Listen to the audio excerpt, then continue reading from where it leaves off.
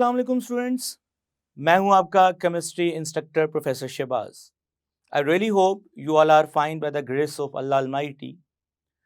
Students, जैसे कि first video interaction में हम चैप्टर 1 का कंप्लीट इंट्रोडक्शन पढ़ चुके हैं, तो आज के इस लेक्चर में हम लेक्चर 1.2 यानी कि हिस्टोरिकल बैकग्राउंड पढ़ेंगे।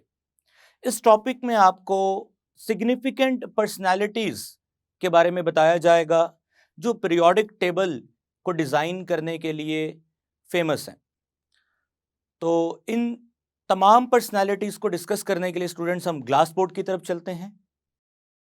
जी स्टूडेंट्स, लेक्चर 1.2 हिस्टोरिकल बैकग्राउंड, इस टॉपिक में एक्चुअली पीरियोडिक टेबल की एवोल्यूशन पढ़ाई जाएगी। आपको किन किन पर्सनैलिटीज़ का कंट्रीब्यूशन है पीरियोडिक टेबल को डिज़ाइन करने के लिए, वो तमाम पर्सनैलिटीज़ को तो नहीं हम पढ़ सकते, लेकिन उनमें दी मोस्ट सिग्निफिकेंट पर्सन्स को ही डिस्कस करेंगे। स्टूडेंट, सबसे पहले हम देख लेते हैं कि पीरियोडिक टेबल है क्या। जैसे कि आपको स्क्रीन पे नज़र आ रहा है, एक टेबल है जिसमें कुछ आपको वर्टिकल कॉलम्स नज़र आ रहे हैं और कुछ हॉरिजॉन्टल रोज नज़र आ रही हैं। वर्टिकल कॉलम्स को ग्रुप्स बोलते हैं, हॉरिजॉन्टल रोज को पीरियड्स बोलते हैं। इनके अंदर एलिमेंट्स को अरेंज किया गया है।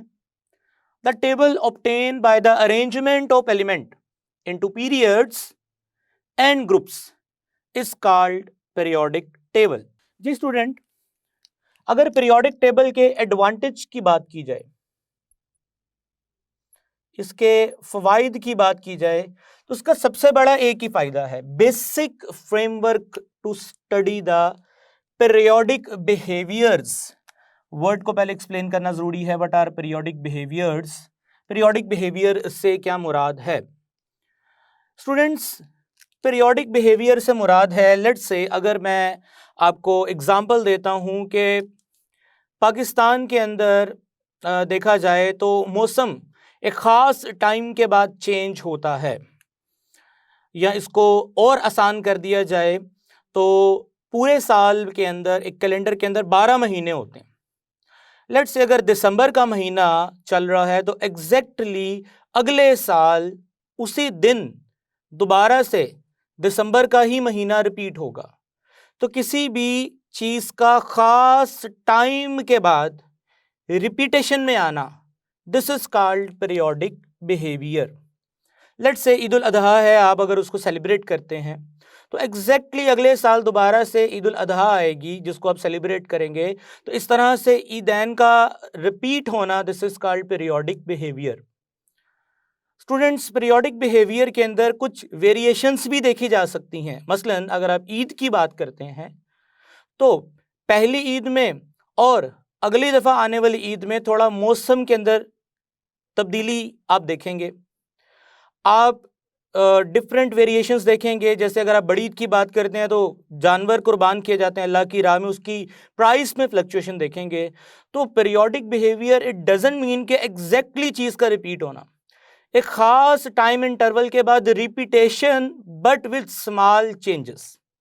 मसलन अगर हम बात करते हैं एक वीक के अंदर मंडे टू मंडे, मंडे तो दोबारा आ गया, लेकिन क्वाइट पॉसिबल कि जो पहला वाला मंडे था नेक्स्ट मंडे में वो वाला मौसम ना हो जो पहले मंडे पे था। सो पीरियोडिकली दिन तो रिपीट हो गया but with variations, this behaviour is called periodic behaviour.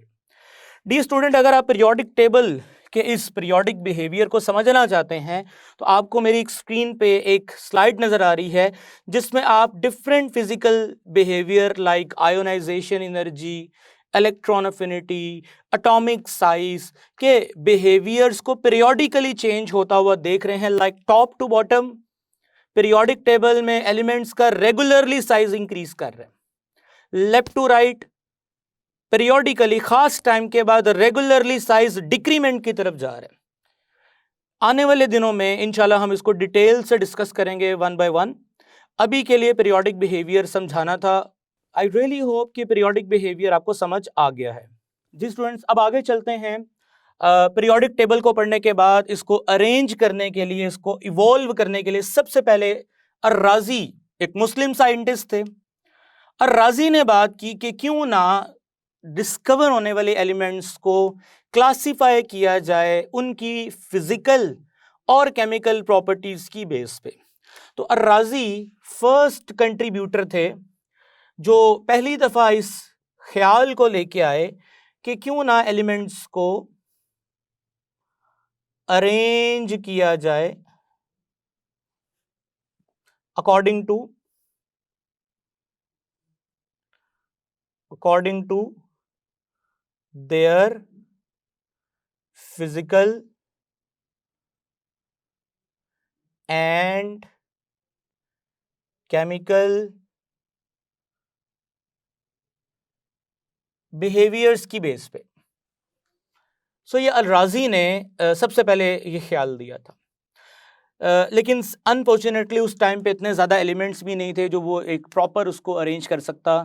सो इन 1829 अर्राज़ी के फुटस्टेप को फॉलो करते हुए डोबर्नियर जो कि एक जर्मन साइंटिस्ट था, उसने उस टाइम पे जो कि सिर्फ 9 एलिमेंट्स ही दरियाफ्त थे, उसने उनको अरेंज किया। कुछ इस तरह से अरेंज किया कि एलिमेंट्स के ट्राइएड्स यानी कि सेट्स बनाए जिनमें 3-3 एलिमेंट्स को एटॉमिक मैसेस के बढ़ने के बेस पे अरेंज कर दिया गया। लाइक लिथियम का एटॉमिक मास 7 है, सोडियम का 23 है, पोटेशियम का 39 है। इन तीनों एलिमेंट्स की डियर स्टूडेंट खास बात क्या है? They are similar in their chemical and physical behaviors।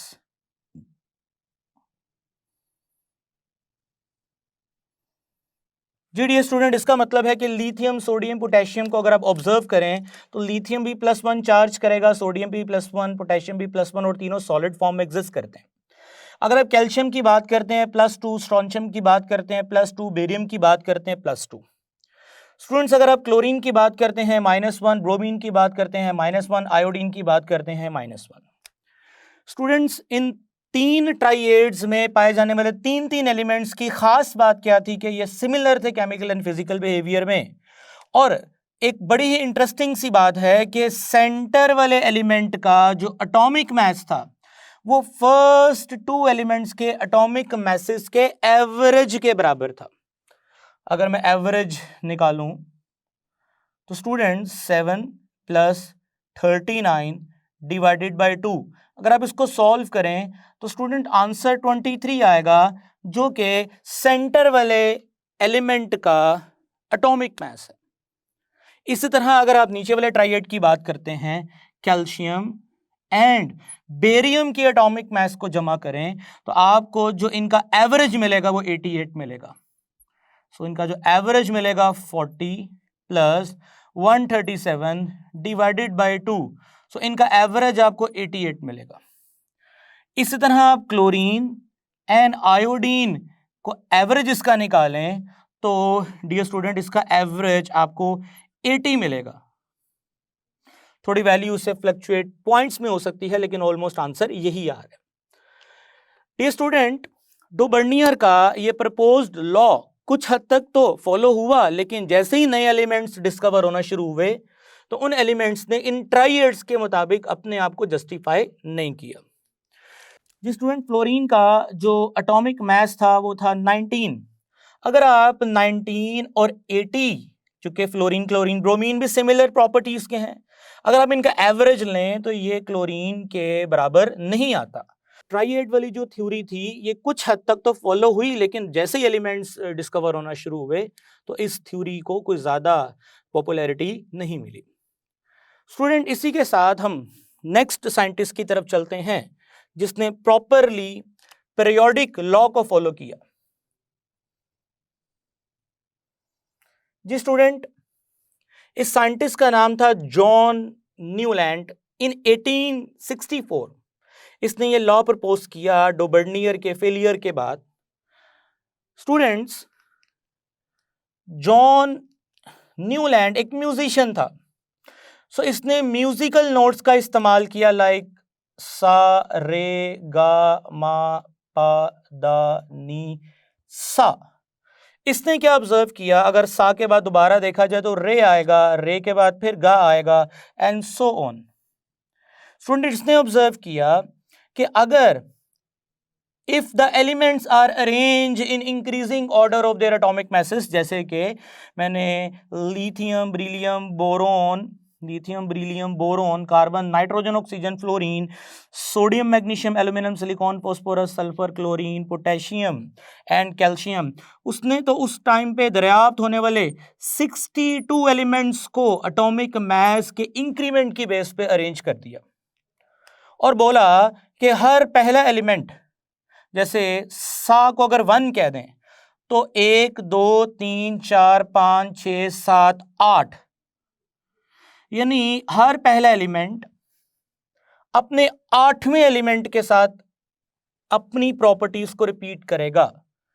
दोबारा पढ़ते हैं, if the elements are arrange in increasing order of their atomic mass, every 8th element had same property in common with the first one. यानी कि अगर मैं lithium को 1 बोलता हूं तो लिथियम के बाद मैं 8 गिनना शुरू करूं, 1 2 3, और याद रहे ये element increasing order of their atomic masses की बेस पे अरेंज है, 1 2 3 4 5 6 7 8। स्टूडेंट, 8वें नंबर पे सोडियम आ रहा था। जी स्टूडेंट्स, यहां पे इसी तरह अगर हम मैग्नीशियम की बात करते हैं, मैग्नीशियम को अगर 1 का नाम दे दें तो 1 2 3 4 5 6 7 8, तो 8वें नंबर पे कैल्शियम आ रहा था। तो उसने एक वर्टिकल कॉलम्स कुछ अरेंज किए और कहा कि इन वर्टिकल कॉलम्स को अगर आप किसी भी एलिमेंट को 1 काउंट करोगे तो एग्जैक्टली 8th एलिमेंट के बाद जो आएगा वो उसी कॉलम में आएगा और उसकी प्रॉपर्टीज सिमिलर होंगी विद फर्स्ट वन। स्टूडेंट्स, हैरानकुन तौर पे देखा गया ये बात किसी हद तक ठीक भी थी। कैल्शियम तक जितने भी एलिमेंट्स डिस्कवर हुए, कैल्शियम से पहले और कैल्शियम खुद भी इस लॉ को फॉलो कर रहा था। कैल्शियम से onward elements according to law of octave, या हर पहला एलिमेंट अपने 8वें एलिमेंट के बाद रिपीट होगा, इस बात को फॉलो नहीं कर रहा था और ना ही नई दरियाफ्त होने वाली नोबेल गैसेस के लिए इस पीरियोडिक टेबल में कुछ जगह थी। लेकिन इस साइंटिस्ट ने पीरियोडिक लॉ क्या होता है फर्स्ट टाइम इंट्रोड्यूस करवाया। एक रेगुलर इंटरवल के बाद चीज का रिपीट होना, पीरियोडिक लॉ। लेकिन इसके पीरियोडिक लॉ को लॉ ऑफ ऑक्टेव भी बोला जाता है।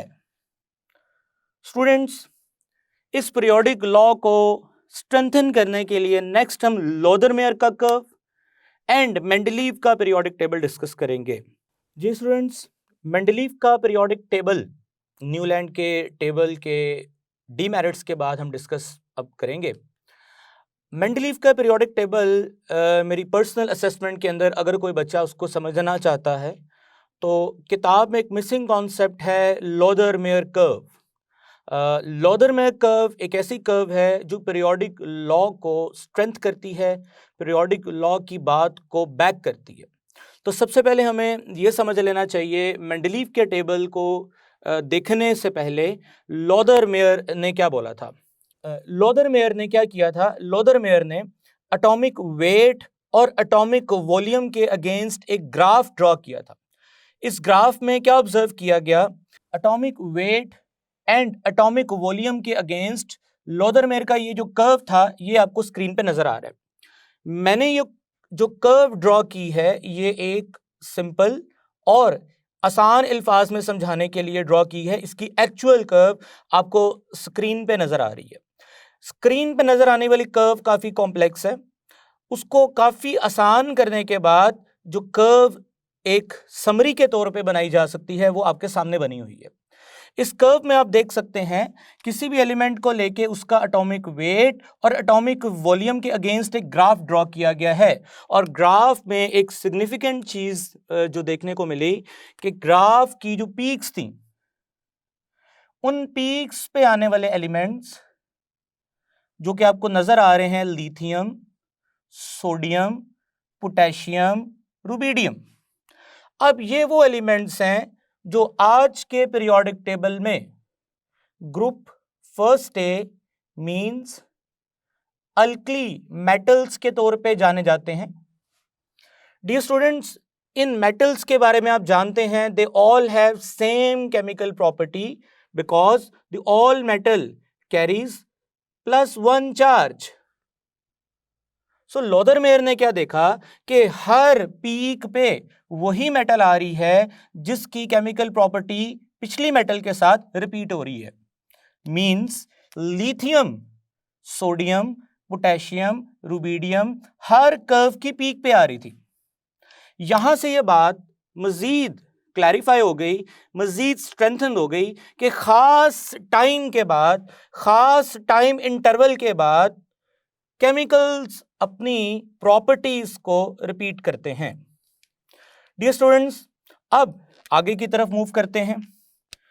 स्टूडेंट्स, अब नेक्स्ट आप ब्रिलियम को देख सकते हैं। इस कर्व का जो वेरी नेक्स्ट एलिमेंट है वो मैग्नीशियम है, यहां पे इसका वेरी नेक्स्ट एलिमेंट है वो कैल्शियम है, और यहां स्ट्रोंशियम है। अगर सेकंड स्पॉट्स को देखा जाए तो डियर स्टूडेंट्स, ये जो सेकंड स्पॉट वाले एलिमेंट हैं वो ग्रुप सेकंड ए यानी अल्कलाइन अर्थ मेटल्स हैं। आज के पीरियोडिक टेबल में आप अल्कलाइन अर्थ मेटल को ग्रुप 2A के नाम से जानते हैं। डियर स्टूडेंट, ये वो तमाम मेटल्स हैं जो अपने ऊपर +2 चार्ज कैरी करती हैं, यानी फर्स्ट पीक पे जो एलिमेंट आ रहे थे उसका जो सेकंड स्पॉट आ रहा था वो ब्रिलियम, मैग्नीशियम, कैल्शियम, स्ट्रोंशियम का आ रहा था, और तकरीबन ग्राफ में इनकी पोजीशन ऑलमोस्ट सेम थी। तो यहां से ये बात स्ट्रेंथन हो गई कि पीरियोडिक लॉ यही है कि खास टाइम इंटरवल के बाद एलिमेंट्स अपनी पीरियोडिक मैनर में अपनी प्रॉपर्टीज को रिपीट करते हैं। जी स्टूडेंट्स, अब हम आगे चलेंगे। फ्लोरीन, काफी एलिमेंट मैंने यहाँ पे मिस कर दिए हैं। अगर आप रियल ग्राफ देखें लोदरमेयर का तो उसमें बाकी के एलिमेंट्स भी आपको नजर आ रहे हैं जो पीरियोडिक मैनर को फॉलो कर रहे हैं। स्टूडेंट्स, अब हम पीरियोडिक टेबल के लास्ट पे मूव करेंगे जिसमें फ्लोरीन, क्लोरीन, ब्रोमीन और आगे इस तरह से यहाँ पर आयोडीन आता था। सो fluorine carries -1 charge, chlorine carries -1 charge, bromine carry -1 charge and iodine also carries -1 charge. Students, इसी तरह कर्व को आगे बढ़ाते गए तो कर्व का जो लास्ट एलिमेंट था वो हेलोजन था। सो हेलोजन, और इस कर्व में भी जो लास्ट एलिमेंट था वो हेलोजन था। सो इस तरह से सोडियम, मैग्नीशियम और इस तरह से बाकी एलिमेंट्स भी यहाँ पे ड्रॉ किए गए, और जो लास्ट एलिमेंट्स यहाँ पे आए वो क्लोरीन थे। इस वाली कर्व में जो लास्ट एलिमेंट आया वो फ्लोरीन था, इस वाली कर्व में जो लास्ट एलिमेंट आया वो ब्रोमीन था। अब लास्ट एलिमेंट्स की प्रॉपर्टीज को आपस में कंपेयर किया गया तो वो भी सेम थी। तो यहां से ये बात मैच्योर हो चुकी है कि रेगुलर टाइम इंटरवल के बाद, एक खास टाइम पीरियड के बाद केमिकल अपनी प्रॉपर्टीज को रिपीट कर रहे हैं। तो ये लोदरमेयर की कर्व है, और इस लोदरमेयर की कर्व से मेंडलीव की बात को मजीद स्ट्रेंथ मिली, मजीद उसकी बात मैच्योर हो चुकी थी। सो डियर स्टूडेंट, लोदरमेयर के बाद कुछ इस तरह का मेंडलीव ने टेबल डिजाइन किया। अब मेंडलीव के टेबल की जो बेस लाइन थी, यानी कि उसका जो लॉ था वो था मेंडलीव पीरियोडिक लॉ। जी स्टूडेंट्स, अगर आप पीरियोडिक लॉ को स्टेट करें यहाँ पे, जो कि आपकी टेक्स्ट बुक में उसकी प्रॉपर डेफिनेशन लिखी है, अगर आप उसको आसान अल्फाज में स्टेट करें, if elements are arrange in increasing order of their atomic masses,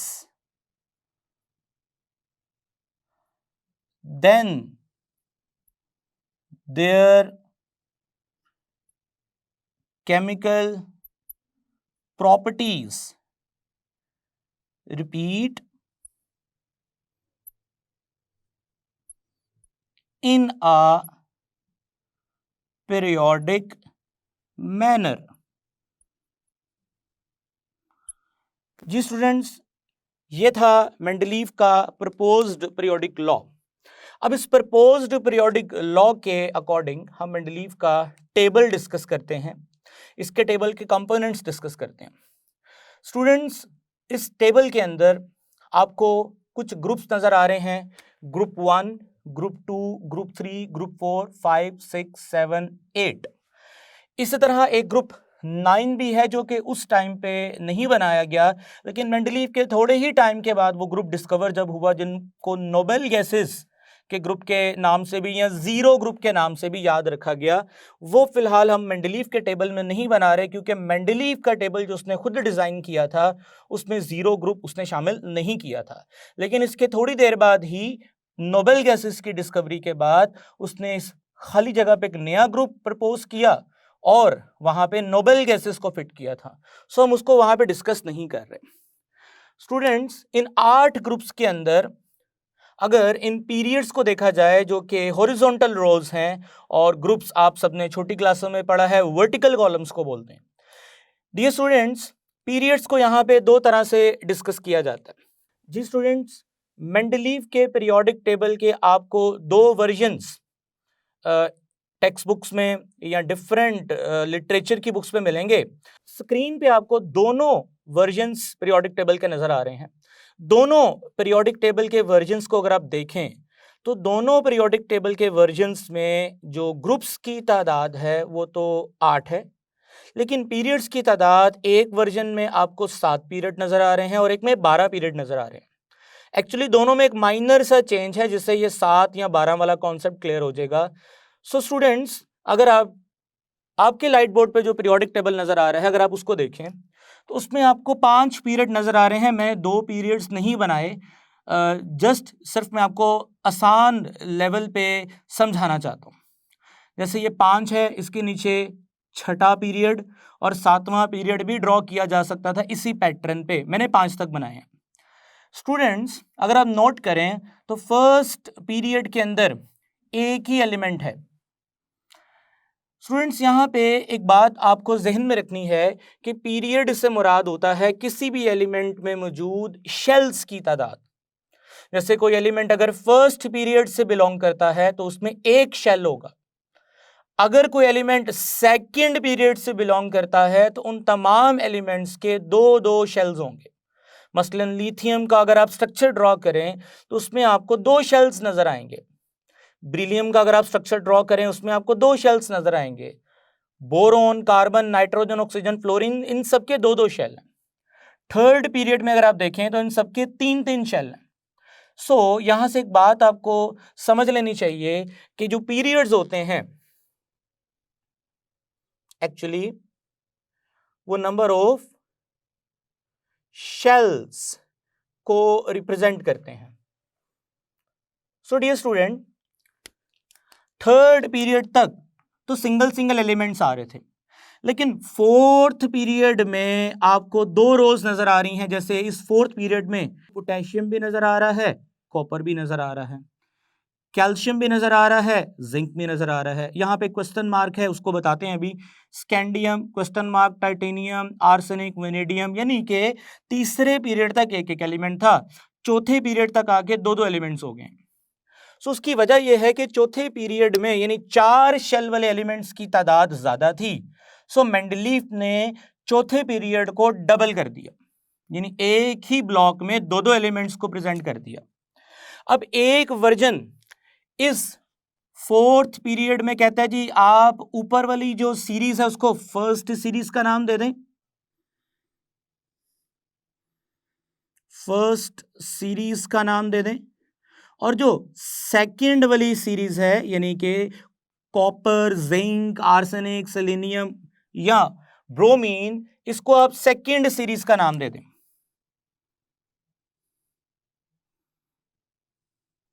लेकिन कुछ मेंडलीव के पीरियोडिक टेबल के वर्जन्स ऐसे हैं जिनमें इस फर्स्ट सीरीज को 4 बोल दिया गया है और सेकंड सीरीज को सेकंड सीरीज बोलने के बजाय इसको 5th पीरियड बोल दिया गया है। मींस के एक 4th पीरियड को फर्दर स्प्लिट कर दिया है 4, 5, 6, 7, इस तरह से अगर आप करोगे तो 12 ग्रुप्स आ जाएंगे। आप दोबारा स्क्रीन पे देख सकते हैं मेंडलीव का टेबल, जिनमें 12 ग्रुप्स नजर आ रहे हैं, उनमें सीरीज का जिक्र नहीं है, और जिसमें खाली 4, 5 और 5 के भी आगे से फर्दर 2 पीरियड्स हैं, उन्हें first series and second series के नाम से रखा गया है। मेरे नजदीक ये ज्यादा ऑथेंटिक टेबल है, क्योंकि इसमें लॉजिक ज्यादा है कि 4th पीरियड से बिलोंग करने वाले तमाम एलिमेंट्स, उनमें 4 शेल्स हैं। सो ये आपको दोनों लिटरेचर में टेबल मिलेंगे। खैर, इनको पढ़ने का तरीका सेम है, हम उसके ऊपर फोकस करते हैं। स्टूडेंट्स, अगर आप मेंडलीव के टेबल की बेस लाइन देखें तो मेंडलीव ने उस टाइम पे डिस्कवर्ड एलिमेंट्स को, जो कि ऑलमोस्ट 63 से 70 के दरमियान में मिलते हैं, डिफरेंट लिटरेचर की बुक में डिफरेंट वैल्यूज मिल रही हैं, कुछ में 63 है, कुछ में 69 है, कुछ में 70 है। सो स्टूडेंट्स, मेंडलीव ने क्या किया, मेंडलीव ने उस टाइम पे डिस्कवर्ड तमाम एलिमेंट्स को एटॉमिक मैसेस की बेस पे अरेंज कर दिया। जैसे कि फर्स्ट पीरियड के अंदर एक ही एलिमेंट रखा जिसका एटॉमिक मैस है 1.008। सेकेंड पीरियड के अंदर उसने एटॉमिक मैस के बढ़ते हुए लिथियम को रखा, उससे ज्यादा ब्रिलियम का था, उससे ज्यादा boron, then carbon, nitrogen, oxygen, fluorine, sodium, magnesium, silicon, इन्हीं के इंक्रीमेंट ऑफ एटॉमिक मैसेस की बेस पे उसने एलिमेंट्स को अरेंज किया। आपको ये टेबल ओरिजिनली दोबारा स्क्रीन पे आप देख सकते हैं, आपको बढ़ते हुए एटॉमिक मैसेस की बेस पे ये टेबल स्क्रीन पे नजर आ रहा है। जी स्टूडेंट्स, अब इस पूरे पीरियोडिक टेबल का फायदा क्या है? Significance of Mendeleev periodic table. Student, जो पहली सिग्निफिकेंस थी वो थी सिस्टमैटिक स्टडी ऑफ एलिमेंट। तकरीबन 105 एलिमेंट ऐसे थे जो मेंडलीव के इस टेबल में फिट हो सकते थे। 105 एलिमेंट्स को स्टडी किया गया, 105 एलिमेंट इसमें फिट हो सकते थे। अब मेंडलीव के टेबल की सबसे बड़ी खास बात क्या थी कि अगर आप किसी एक ग्रुप को पढ़ लेते हैं, जैसे कि हम ग्रुप 1 को पढ़ते हैं, तो ग्रुप 1A में डियर स्टूडेंट्स कौन कौन आता है? Hydrogen, lithium, sodium, potassium and copper, rubidium and silver. ये ग्रुप फर्स्ट ए के मेंडलीव के मुताबिक एलिमेंट्स हैं। इन तमाम एलिमेंट्स के अगर हाइड्राइड्स देखे जाएं, जैसे हाइड्रोजन के साथ जब इनका रिएक्शन होगा तो डियर स्टूडेंट लिथियम हाइड्राइड यानी LiH बनेगा, sodium hydride, potassium hydride, copper hydride, rubidium hydride, silver hydride, और तमाम हाइड्राइड्स को जनरली RH की फॉर्म में रिप्रेजेंट किया जा सकता है। R से मुराद जनरल फॉर्म ऑफ एलिमेंट, आप इधर कोई भी एलिमेंट ले लें R की जगह पे आ जाएगा, और उन तमाम एलिमेंट के साथ एक ही H आएगा। सो इन तमाम एलिमेंट्स की जो एक ही ग्रुप में पाए जाते हैं उनकी केमिकल बिहेवियर सिमिलर था। अगर इनके ऑक्साइड्स की बात की जाए तो डियर स्टूडेंट्स लिथियम ऑक्साइड का फार्मूला होगा Li2O, sodium Na2O, potassium, copper, rubidium या सिल्वर, इन तमाम के ऑक्साइड्स को आप R2O की शक्ल में लिख सकते हैं। सो इनकी केमिकल बिहेवियर यानी हाइड्राइड और ऑक्साइड बनाने का जो मैकेनिज्म था, जो इनका फॉर्मूला था, वो सेम था। यानी कि एक ही ग्रुप को आप स्टडी कर लें तो उनमें पाए जाने वाले तमाम एलिमेंट्स की प्रॉपर्टीज के बारे में आप अच्छी तरह अवेयर हो सकते हैं। So this is called systematic study of element. इसी तरह से अगर आप सेकेंड ग्रुप की तरफ जाते हैं तो उसमें पाए जाने वाले तमाम एलिमेंट्स इस तरह के कंपाउंड्स बनाएंगे। थर्ड ग्रुप में तमाम एलिमेंट्स इस तरह के कंपाउंड्स बनाएंगे। फोर्थ ग्रुप के तमाम एलिमेंट्स इस तरह के कंपाउंड बनाएंगे। स्टूडेंट, आप देख सकते हैं कि एक ग्रुप को फर्दर 2 ग्रुप्स में डिवाइड किया गया है, group A and group B। यानी इस पूरे ग्रुप में अगर बात की जाए तो थर्ड पीरियड तक तो सारे A ग्रुप से बिलोंग करते हैं, लेकिन फोर्थ पीरियड में जो पोटेशियम है वो A ग्रुप से बिलोंग करता है, कॉपर जो है वो B ग्रुप से बिलोंग करता है। अब कॉपर की बहुत सारी बातें पोटेशियम से सिमिलर भी थी, इसी वजह से वो कॉपर पोटेशियम के साथ है, लेकिन कॉपर की बहुत सारी बातें पोटेशियम से डिफरेंट भी थी। मसलन कॉपर की इलेक्ट्रिकल कंडक्टेंस बहुत अच्छी थी, कॉपर जो है वो कलर्ड कंपाउंड्स बनाता था, पोटेशियम नहीं बनाता था, जो कि एक्चुअली ट्रांजिशन एलिमेंट्स की प्रॉपर्टी है, जो बाद में जाके कॉपर को फर्स्ट ए ग्रुप से अलग करके फर्स्ट बी ग्रुप अलग कर दिया गया है मॉडर्न पीरियोडिक टेबल में। डी स्टूडेंट, अगर आप मॉडर्न पीरियोडिक टेबल स्क्रीन पे देखें तो आप ये वाजिया तौर पे देख सकते हैं कि मॉडर्न पीरियोडिक टेबल के अंदर फर्स्ट ए ग्रुप अलग है और फर्स्ट बी ग्रुप जिसमें कॉपर और सिल्वर ये एलिमेंट्स आ रहे हैं, ये अलग ट्रांजिशन एलिमेंट्स के साथ है। शुरू में मेंडलीफ के दौर में ये इकट्ठे थे। सो ये आगे इंप्रूवमेंट्स में हम आपको पढ़ाएंगे। सो एक ही ग्रुप के अंदर दो तरह की ग्रुपिंग करने का मकसद था कि कुछ हद तक प्रॉपर्टीज सिमिलर भी थी और कुछ डिफरेंसेस की वजह से हमने उनको ए और बी कैटेगरी में डिवाइड कर दिया। स्टूडेंट, इस तरह से prediction of new element, prediction of new element, नए एलिमेंट्स के लिए मेंडलीफ ने जगह छोड़ दी। मसलन आप इस टेबल में इन जगहों पे क्वेश्चन मार्क देख सकते हैं। स्टूडेंट, ये क्वेश्चन मार्क सजेस्ट कर रहे हैं मेंडलीफ के टेबल में कि यहां पे कुछ ऐसे एलिमेंट्स इन फ्यूचर डिस्कवर होंगे जो यहां पे फिट इन होंगे और उनकी प्रॉपर्टीज मैच करेंगी एल्यूमिनियम के साथ, बोरोन के साथ।